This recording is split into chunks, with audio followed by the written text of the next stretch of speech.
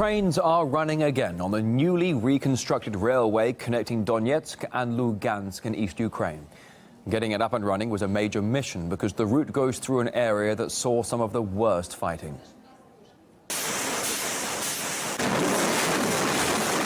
Much of the infrastructure was badly damaged by constant shelling between self-defense forces and the Ukrainian military, but people are now starting to see some parts of their region restored. RT correspondent Ilya Petrenko caught one of the very first trains to Lugansk. It says Lugansk there. That's our train, one of the first in the DNR.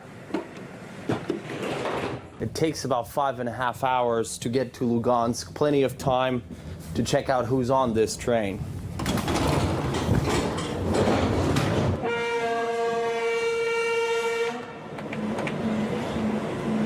Родители боялись, потому что сейчас такая ситуация в стране.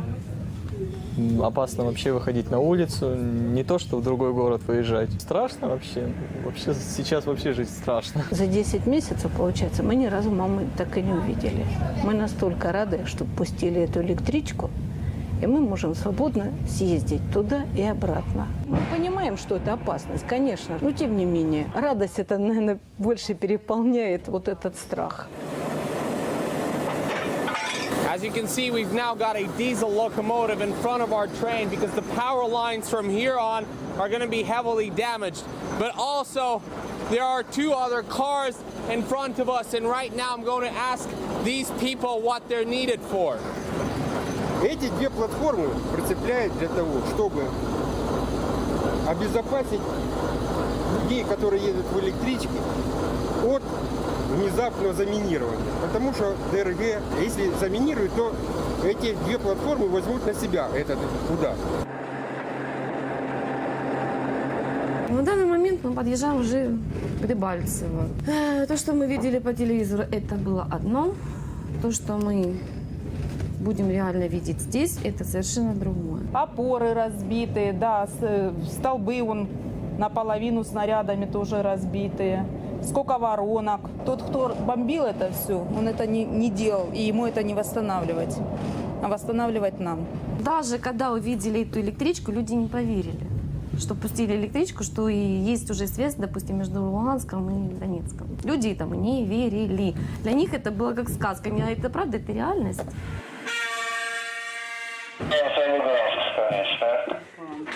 Ilya Petrenko, RT, in the self-proclaimed Donetsk and Lugansk republics.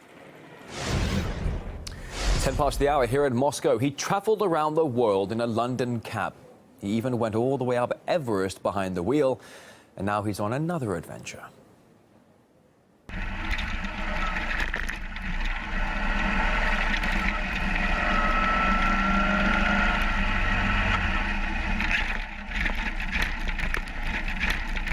This time, Matt Pryor crossed the frozen expanse of Russia's Lake Baikal on a motorbike. RT's Yegor Piskunov asked the adventurer just what was he thinking. Lake Baikal, motorcycle, how did that happen?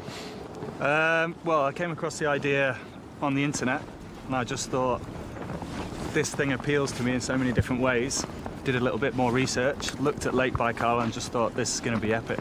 Once you get onto Baikal and away from all the touristy areas, you are literally in the wilderness. There's nothing there, which is the main reason why I wanted to go, really. And yeah, it's just an amazing experience. There was a team of 8 bikes, and each bike had 2 people apart from one. And these people are massively experienced in their own way, and they're from all corners of the globe. So it was a big international effort to make this happen.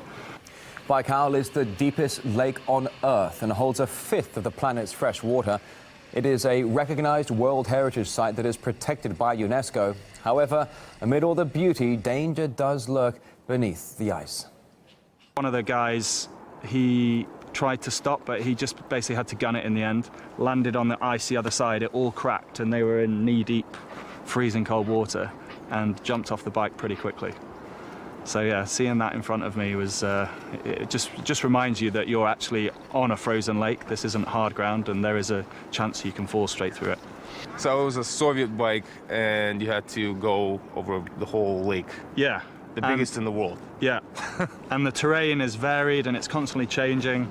But when you come to one of these ride-ups, the only way to get over it, unless you've got a bridge, which we don't have a bridge, is to build a sort of ramp and then just go as fast as possible and hold on. What were the other challenges? Like, where did you sleep? What did you eat? We tried to sleep. We slept outside most of the time, in tents. One night we did test all our equipment, just in the sleeping bag, just to see how good the actual stuff was, and more for the experience because we're on the side of a lake and thought, yeah, we should give this a go. Eating wise, it was just high energy food, just to keep things going basically. Anything that's easy, melted snow at the side of the lake, and just boiled that up. Well, Matt, good luck with your next challenges. I think you'd probably need it. Thank you very much. Thanks for meeting with us. Cheers. Yeah, still to come here on the programme. Billions of dollars up in smoke. Reports in the US media uncover the sheer expense of failed missile defense projects. We'll have a look in just a second.